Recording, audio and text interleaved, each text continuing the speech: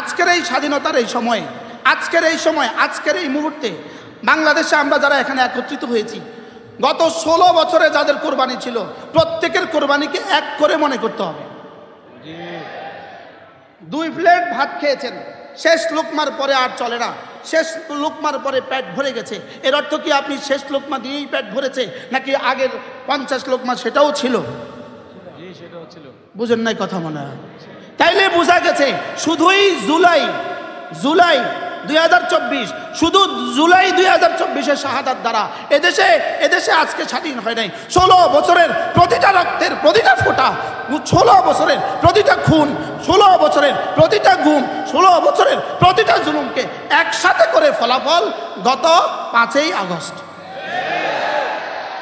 অতএব বিগত দিনগুলো ভুলে গেলে, বলেন ভুলে গেলে, বিগত দিনগুলো ভুলে গেলে হবে না।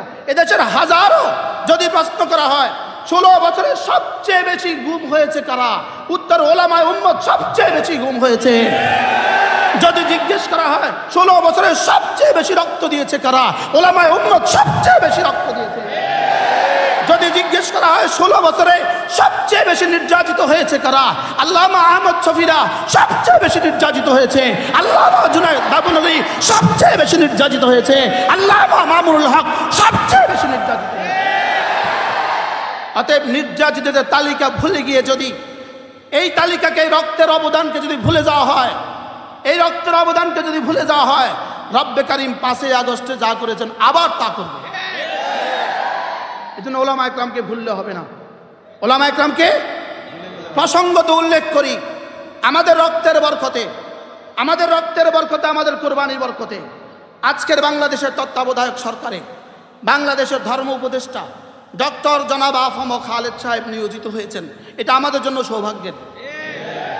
ডক্টর আফম খালেদ সাহেব সম্পর্কে আমি 2-1টা কথা আপনাদেরকে জানিয়ে দিতে চাই। ইনি একদিকে জিরি মাদ্রাসা শাইখুল হাদিস, যখন তিনি হাদিসের মসনদে বসেন তখন তিনি শাইখুল হাদিস, যখন তিনি মসজিদের মিম্বারে বসেন তখন তিনি খতিব, যখন তিনি পত্রিকা লিখতে থাকেন তখন তিনি বাংলাদেশের বিখ্যাত সাংবাদিক, যখন তিনি ভাষণ দেন তখন তিনি বাংলাদেশের সবচেয়ে বড় বক্তা। অতএব এই মানুষটাকে লিখার বেলায় তিনি সবচেয়ে বড় ইসলামী কলামিস্ট, হাদিসের বেলায় তিনি অনেক বড় মুহাদ্দিস, খতিব হওয়ার বেলায় তিনি অনেক বড় খতিব।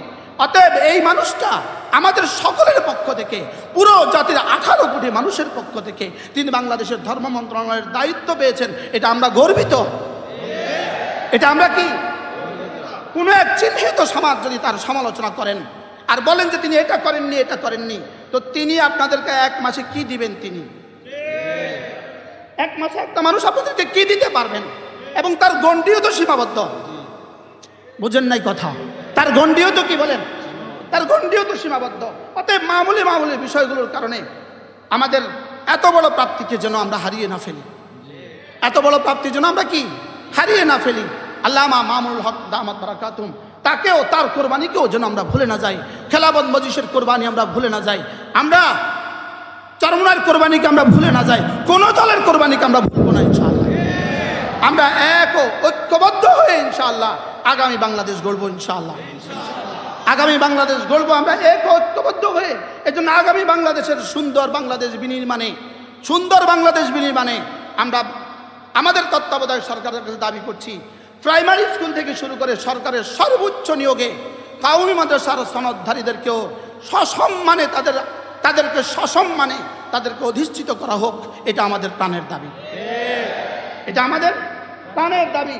আমাদেরকে মূলা ঝুলিয়ে দিয়েছিল, আমাদের সনদকে স্বীকৃতি দিয়ে তারা আমাদের কাছ থেকে সাধুবাদ নিয়েছে, লেকিন আমাদের সনদের স্বীকৃতির বরকতে আমাদের একজন ছাত্র এই পর্যন্ত সরকারি নিয়োগ হয় নাই। অতএব এই মূল ঝুলানোর সনদের আমাদের প্রয়োজন নাই। আমরা চাই আমাদের সনদের সসম্মানের স্বীকৃতি। মূল ঝুলানো স্বীকৃতি না সসম্মানের স্বীকৃতি বলেন। এজন্য আমরা এটাও দাবি করব, আমাদের কওমি মাদ্রাসার প্রতিটা স্তরে, সমাজের প্রতিটা স্তরে এই রাষ্ট্র বিনির্মাণে, এই সমাজ বিনির্মাণে যেন আমাদের মাদ্রাসার ছাত্রদেরকে, আমাদের আগামী প্রজন্মকে শরীক হওয়ার সুযোগ দানে আমাদের তত্ত্বাবধায়ক সরকার বাধিত করবেন।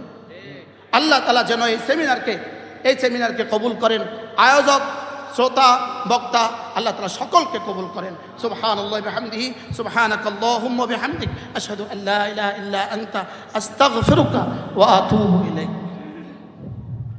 আলহামদুলিল্লাহ, এতক্ষণ সার্বজনীন আলোচনা পেশ করেছেন